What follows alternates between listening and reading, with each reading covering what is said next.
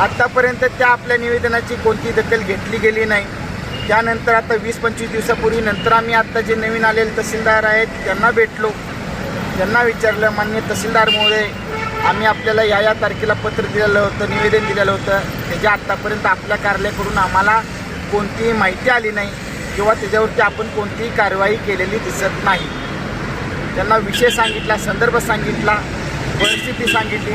तर माननीय तहसीलदारांनी असं सांगितलं, हा विषय माझ्या अखत्यारीत येत नाही, हा विषय माननीय जिल्हाधिकाऱ्यांच्या अखत्यारीत येतो, तुम्ही त्यांना सांगा, तुम्ही त्यांना भेटा, हरकत नाही.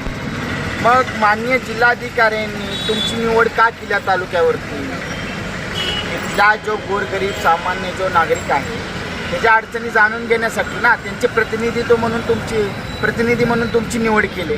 आणि तुम्ही जर अशा पद्धतीने जर उडवाउडीचे उत्तर जर देणार असाल तर ते आम्ही कदापि ऐकून घेणार नाही आणि खपूनही घेणार.